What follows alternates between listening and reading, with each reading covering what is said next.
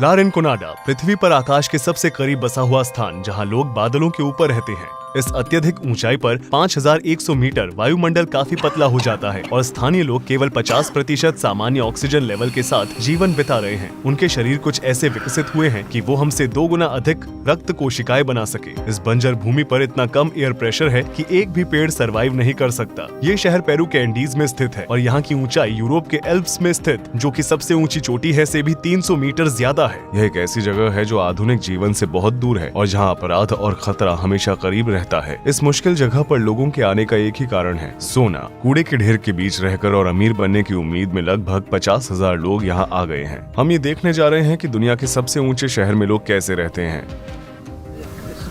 रुको रुको, हाँ रुक जाओ, हाँ यहाँ रुको। क्या तुम मुझे ऑक्सीजन टैंक दे सकते हो प्लीज? जो लोग समुद्र तल पर रहने के आदी हैं, अगर वे एक दिन में 2000 मीटर से ज्यादा ऊंचाई पर जाते हैं तो उन्हें माउंटेन सिकनेस हो सकती है, लेकिन हमने पहले ही उस ऊंचाई को 2 गुना कर दिया है। Very deep. सिर दर्द, चक्कर आना और जी मचलाना इसके पहले लक्षण हैं। बाद में खांसी आती है जो आपको सांस लेने में तकलीफ होने की वजह से होती है। तेजी से बढ़ने वाली ऊंचाई की बीमारी के कारण फेफड़ों में तरल पदार्थ जमा होता है। तुरंत सहायता प्राप्त करना बहुत जरूरी है। जो लोग अधिक ऊंचाई पर रहते हैं वे सांस लेते समय लगभग 2 गुना पानी खो देते हैं, इसलिए बहुत सारा पानी पीना महत्वपूर्ण है। Look at the elevation here, friends. वो पहाड़ उस बादल जितना ऊंचा है तो हम बादलों के ऊपर जाएंगे। हम ठीक हैं, हमारी चिंता मत करो। जैसे जैसे ऊंचाई बढ़ती है हम इससे सांस लेते जा रहे हैं। यहाँ के लोगों को इससे फर्क नहीं पड़ता, उन्होंने इससे निपटने का एक तरीका ढूंढ लिया है। वायुमंडल की परत पतली होती जाती है जिससे हवा में सांस लेना मुश्किल हो जाता है। हमें इसकी आदत हो जाएगी। हम जिस स्थान पर जा रहे हैं वो एक माइनिंग शहर है। बस्ती की जमीन और खेती का पानी साइनाइड और मर्क्यूरी जैसे खतरनाक केमिकल से दूषित हो गए हैं, जिनका इस्तेमाल सोने को प्रोसेस करने के लिए किया जाता है। इसलिए हमने अपनी यात्रा शुरू करने से पहले हमारे साथ ढेर सारा खाना और साफ पानी ले लिया है। We're born here. We are adapted to this elevation. हमारे खून में ऑक्सीजन का सामान्य लेवल 95 से 100% के बीच होना चाहिए। जब ऑक्सीजन का लेवल 80% से नीचे चला जाता है तो ये महत्वपूर्ण अंगों को नुकसान पहुंचाता है। मैं अपने ऑक्सीजन लेवल को 72% पर वापस लाने की कोशिश कर रहा हूं, लेकिन ये केवल थोड़े समय के लिए ही काम करेगा क्योंकि हम हर मिनट ऊपर जा रहे हैं। मीलों तक शहरों के चारों ओर ढेर सारा कूड़ा कचरा फैला हुआ है। यहाँ पेड़ पौधों की जगह कूड़े के ढेर लगे हैं। जैसे ही हम वहाँ पहुंचे एक तेज बदबू से मेरा सिर चकरा गया। हम ला रिनकोनाडा में अपने होटल में हैं। हमारा गाइड हमारे लिए ऑक्सीजन टैंक सेटअप कर रहा है। इस होटल का नाम क्या है? Cielo means sky. Use the oxygen tank for 5 minutes first, and after a little break, and another 5 minutes. You need time. Rest a little bit to adapt your body to this elevation. जब मैं car से बाहर निकला तो मुझे चक्कर आ रहे थे। ऐसा लगा जैसे मैं गिरने वाला हूँ। Very normal.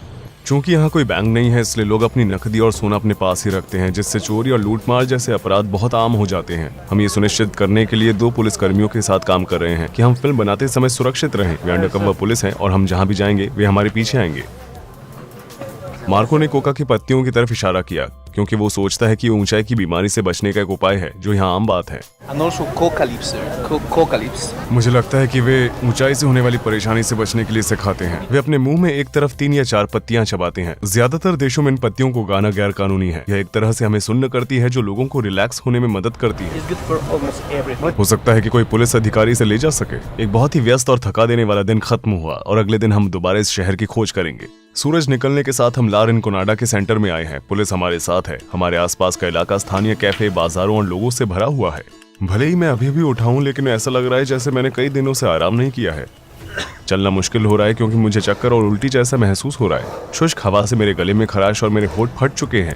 जैसे जैसे दिन निकलने लगा हमें सड़कों पर कूड़े के ढेर दिखाई देने लगे। भले ही ये गर्मी का मौसम है लेकिन फिर भी यहाँ जमीन जमी हुई है। इस जगह पर जहाँ रात का तापमान -10 डिग्री सेल्सियस तक गिर जाता है, लोग बिना बिजली या हीटिंग के पत्थर के झोपड़ियों में रह रहे हैं। इन घरों में कोई किचन या बाथरूम नहीं है और हजारों लोगों को अपनी निजी जरूरतों के लिए पब्लिक टॉयलेट्स का इस्तेमाल करना पड़ता है। शहर के ऊपर जा रही जाल की तरह दिखने वाली ये नलियां पानी को ग्लेशियर से शहर तक लाती हैं। यहाँ पर लगभग कोई भी मूल रूप से इस जगह का नहीं है। ज्यादातर लोग पेरू के अन्य हिस्सों से खुदाई से अमीर बनने का सपना लेकर यहाँ आए हैं। 2001 और 2012 के बीच सोने की कीमतें 6 गुना बढ़ी, जिसके कारण बड़ी संख्या में लोगों ने इस क्षेत्र का रुख किया। लेकिन यहाँ रहने वाले 50,000 लोगों को भयानक हालात से जूझना पड़ता है। बढ़ती जनसंख्या को संभालने वाली सुविधाओं के निर्माण के लिए कोई काम नहीं किया गया है। हर दिन हजारों लोग अपना कचरा सड़कों पर फेंक देते हैं, जिससे वे कूड़ेदान की तरह तरह दिखती है। इस कूड़े को उठाने के लिए कोई सरकारी सेवाएं नहीं है, लोग अपने दम पर हैं। सबसे ज्यादा डरावनी समस्या ये है कि यहाँ कोई सीवरेज सिस्टम नहीं है, गंदा पानी सीधे सड़कों पर बहता है। इस फुटबॉल मैदान पर असली घास नहीं है, ये सब आर्टिफिशियल है, क्योंकि इतनी ऊंचाई पर पेड़ पौधे जीवित नहीं रह सकते। ये शहर ला बेला डी ओरमिएंटे नामक पर्वत के पास स्थित है, जिसका मतलब है sleeping beauty. Can you see here the face and the body? It's a lady. She's sleeping here. The shape of the mountain. शहर अपनी ग्रे इमारतों के साथ आकाश में विलीन हो जाता है। हर सुबह वर्कर्स कई किलोमीटर तक पैदल चलकर खदानों तक पहुंचते हैं। इन गुफाओं में काम करना बहुत मुश्किल है, क्योंकि ये खतरनाक गैसों से भरी हुई है। ला रिनकोनाडा का एक अलग नाम द डेविल्स पैराडाइज है। ऐसा इसलिए है क्योंकि यहाँ की खदानें आपराधिक कंपनियों द्वारा चलाई गई है। बिना इजाजत के सुरंगों के अंदर जाने वाले को गोली मारने के आदेश है। हम इन खदानों को अंदर से देखना चाहते हैं, भले ही लोगों ने हमें ऐसा न करने की चेतावनी दी है। Well, we'll try to see how they work. Our friends, they said, probably we can get very close. Can you see the lady there? महिला? Yeah, she's a lady up there. वे बचा हुआ खाना इकट्ठा करती हैं। Yes.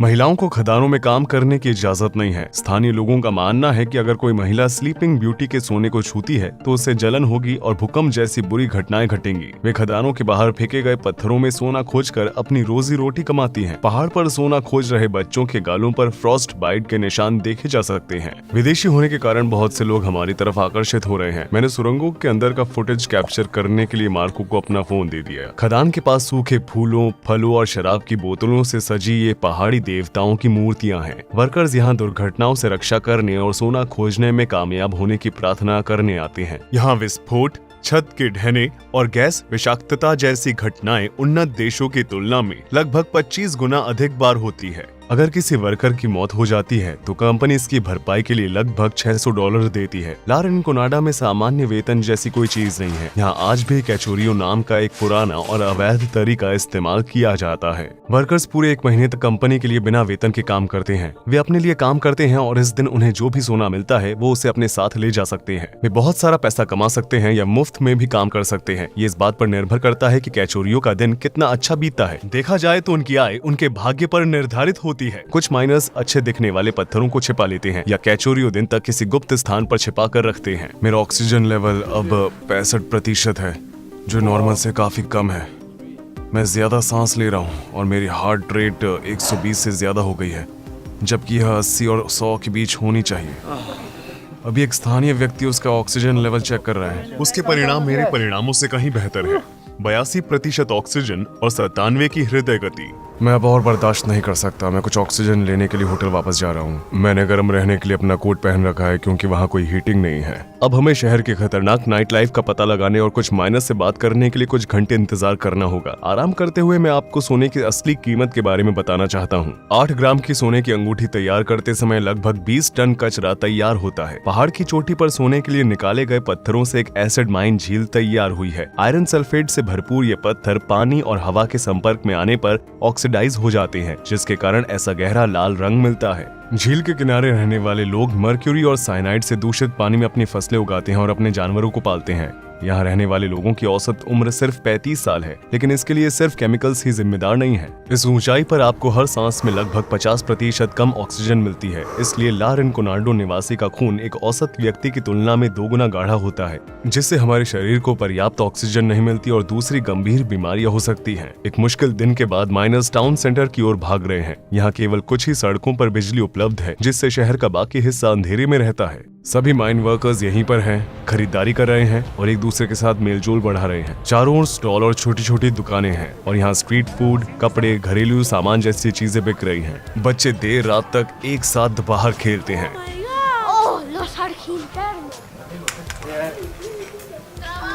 उसकी क्या उम्र है? Solamente colegio primaria y secundaria. ¿Cuán grande es la escuela? No tan grande. ¿Y hay superior?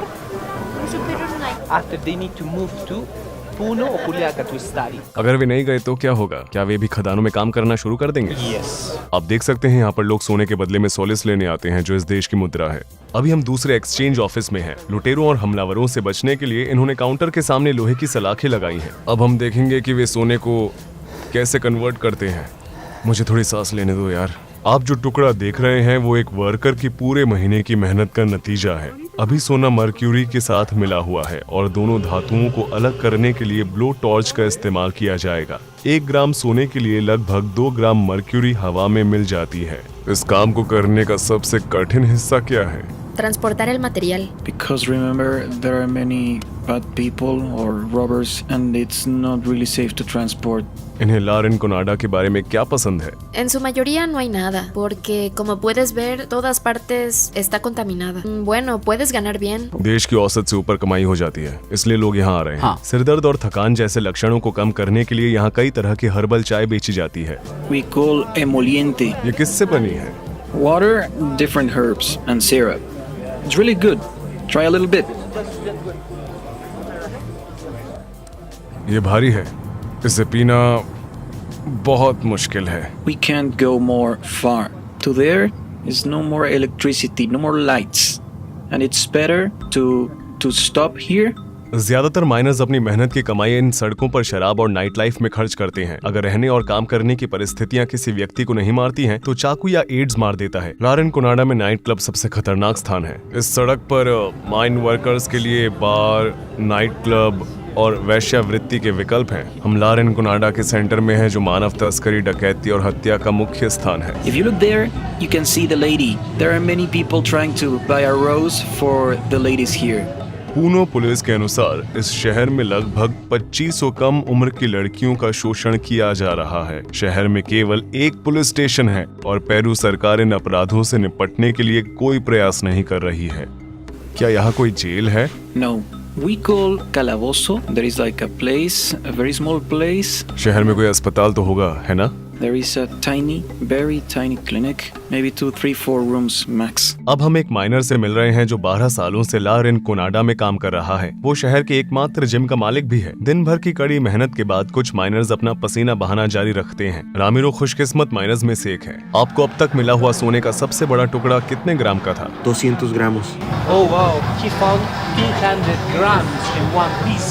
This is a lot of gold. क्या आप शादीशुदा हैं? Sí, tenemos 3 niños. Están en la universidad. क्या आप अपने बच्चों को खदानों में काम करने की सलाह देंगे?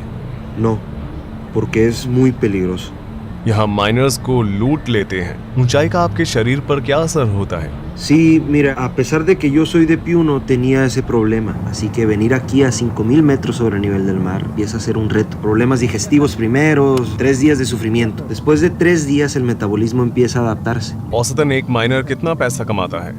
Varía, a veces sube, baja y sube. Aquí uno ganaría más o menos alrededor de 2000 soles peruanos, un poco más. खदानों में काम करने से आपके हाथ बहुत प्रभावित होते हैं। Me golpeé accidentalmente con una roca mientras intentaba separar el mineral del oro. Entonces estás usando una piedra para aplastar y de repente ¡bam! Heridas, especialmente en este lado cuando estás aplastando. क्या कभी कोई minor मारा गया है? Es muy constante. La mina, dicen muchos, es para hombres fuertes. No se refieren a la fuerza en tamaño muscular. Principalmente se trata de fuerza mental, de dominar, resistir teniendo en cuenta la altura. No es tan fácil. Estamos a 5000 metros sobre el nivel del mar. भले ही ला रिनकोनाडा आने और सोने का एक बड़ा टुकड़ा खोजने का सपना बाहर से आकर्षक लगता है, लेकिन ज्यादातर माइनर्स और उनके परिवार कभी भी वो दौलत हासिल नहीं कर पाते जो वे चाहते हैं। पेरू सरकार सोने की खदानों में अवैध कारोबार और वर्कर्स के साथ हो रहे दुर्व्यवहार के बारे में सालों से चुप है। इन सभी स्थितियों के बावजूद लोग दुनिया की सबसे ऊंची बस्ती में बेहतर जीवन का मौका तलाशते रहते हैं। यहाँ समाप्त करते हुए आपको बस यह याद दिलाना है कि अब मेरे सभी वीडियो एक ही चैनल पर है। मेरा लेटेस्ट वीडियो वो है जिसमें मैंने दुनिया के सबसे घनी आबादी वाले आइलैंड सांता क्रूज डेल इस्लोटे में शूट किया है। एक फुटबॉल फील्ड से थोड़ा बड़े क्षेत्र में 816 लोग करीब करीब रहते हैं। आइलैंड इतना भरा हुआ है कि एक इंसान अपना रोजाना का व्यायाम कुत्ते के मल के पास कर रहा है और यहाँ की उलझन भरी जिंदगी नए समाधान लेकर आती है। जब से हम इस आइलैंड पर पहुँचे हैं तब से हमें हर जगह लोग दिखाई दे रहे हैं, फिर चाहे हम कहीं भी क्यों न घूमें। लोग हर कोने से आ और जा रहे हैं। भीड़ से भरी इन सड़कों पर अकेले रहना नामुमकिन है। यहाँ बने हर एक घर के छोटे छोटे कमरों में दर्जनों लोग एक साथ रहते हैं। इस कमरे में कितने लोग रहते हैं? यह एक औसत घर का औसत कमरा है। आप चौंक जाएंगे जब आप देखेंगे कि दूसरे लोग कैसे रहते हैं। अभी यहाँ क्लिक करें और मेरा नया वीडियो देखें। देखते हुए मेरे नए चैनल को सब्सक्राइब करना न भूलें, जहाँ आपको और भी ज्यादा कंटेंट देखने को मिलेगा। हमारी अगली शानदार यात्रा के लिए वहाँ पर आपसे मिलते हैं।